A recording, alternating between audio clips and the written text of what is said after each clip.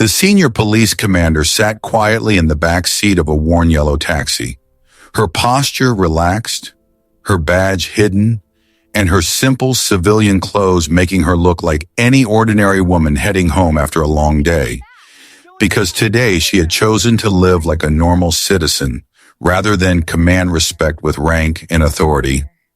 wanting to see the city through the eyes of the people she was meant to protect. While the taxi rolled through narrow streets filled with traffic noise and flashing lights, the driver's hands gripping the steering wheel tightly as if he carried a heavy fear inside him. And after a moment of silence, he finally spoke, explaining in a low and nervous voice that he usually avoided this road because a brutal traffic sergeant controlled the area, a man known for stopping drivers without reason, inventing violations,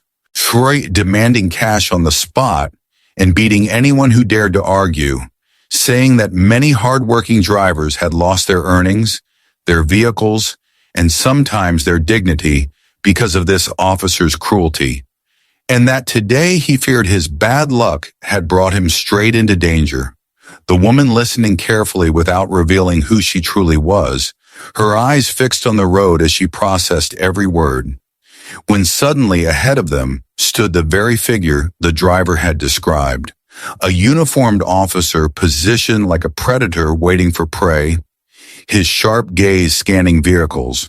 And the moment he spotted the taxi, he raised his hand aggressively, forcing the driver to pull over, approaching with hostility and shouting accusations about speeding and illegal driving despite there being no such offense. His voice loud and humiliating as nearby pedestrians slowed to watch. The driver trembling as he tried to explain that he had followed all traffic laws, quickly handing over his license and registration, which were completely valid and in perfect order. Yet the officer barely glanced at them before tossing them back and declaring that a heavy fine was required immediately, demanding hundreds of dollars and threatening to seize the taxi and drag the driver to the station if the money was not paid on the spot. His tone filled not with justice but with greed and power, while the woman in the back seat observed every movement, every lie, every act of intimidation, feeling a storm of anger rising inside her, but forcing herself to remain calm. Realizing that the corruption was not just rumor or exaggeration, but a living reality happening openly on the streets, understanding that this was far worse than she had imagined, and that what she was witnessing was not law enforcement, but the abuse of authority crushing an innocent man who only wanted to earn an honest living.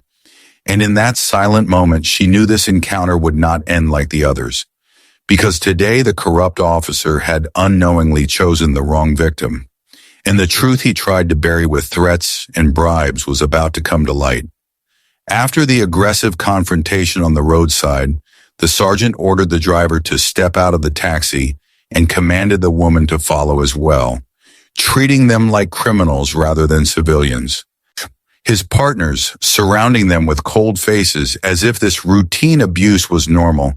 and without allowing any explanation, he forced them into a police vehicle and took them to the station, where the atmosphere felt heavy with fear and corruption. The driver's hands shaking as he was pushed onto a hard bench while the sergeant strutted inside like a king in his territory,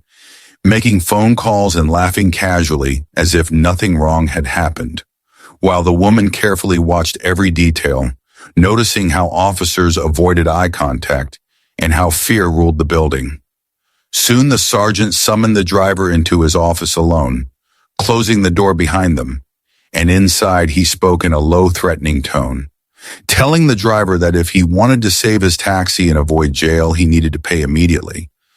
boasting that his power controlled the entire area and no one could stop him. The terrified man pleading about his children and his empty pockets, finally pulling out the small amount of money he had earned that day and handing it over with trembling hands, hoping for mercy, which only brought a cruel smile to the sergeant's face as he pocketed the cash and ordered him back outside, then calling for the woman to be brought in next, expecting the same fear and obedience. But when she stood before him calmly and refused to give a single dollar, questioning his abuse of power and reminding him that the law was meant to protect citizens, not destroy them. His face twisted with rage, shocked that an ordinary-looking woman dared to challenge him, shouting that he would teach her a lesson and that smart mouths belonged in jail cells, and ordering officers to lock her up immediately. And as the cold metal door slammed shut behind her, the station echoed with injustice. Yet she stood silently inside the cell, not broken or afraid, but focused and determined, knowing that every threat, every bribe, every illegal act was building the case that would bring this corrupt empire crashing down, while outside the driver worried for her safety and his own future, unaware that the woman imprisoned behind those bars was already planning the fall of the man who thought himself untouchable. The atmosphere inside the station shifted suddenly when a dark official vehicle pulled up outside, its arrival sharp and urgent, drawing the attention of every officer in the building. And moments later, a high-ranking city authority strode through the entrance with fury in his eyes, while demanding to know why a woman had been thrown into a holding cell without proper cause, his voice echoing through the halls as nervous officers exchanged frightened glances.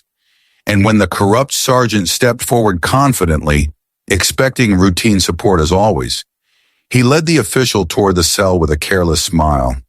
But the moment the door opened, everything changed, because the woman standing inside was not a powerless civilian, but one of the city's top police commanders, calm, composed, and staring back with unwavering authority. And the realization struck the sergeant like lightning, draining the color from his face as the official exploded in anger, demanding how he dared imprison someone of such rank and violate the law so openly. The cell door swinging open immediately as the commander stepped out and detailed every crime she had witnessed, from roadside extortion to forced bribes inside the station, making sure nothing was left out. And without delay, formal reports were filed through internal affairs and top leadership, ensuring a paper trail that could not be erased. Investigators arrived, reviewing footage, statements, and records that revealed the sergeant's long history of intimidation and corruption, confirming that countless drivers and civilians had suffered under his abuse of power. And by the next morning, the station was surrounded by senior officials and commanding officers who walked in with firm purpose, confronting the sergeant with evidence he could no longer deny, his excuses falling apart as handcuffs were snapped onto his wrists in front of everyone. A public downfall for a man who once ruled through fear, and as he was led away to face criminal charges, the commander stood beside the relieved taxi driver, assuring him that justice had been served and that no one in uniform was above the law, sending a powerful message across the city that corruption may hide for a time, but truth always rises, and when it does, it brings accountability with it.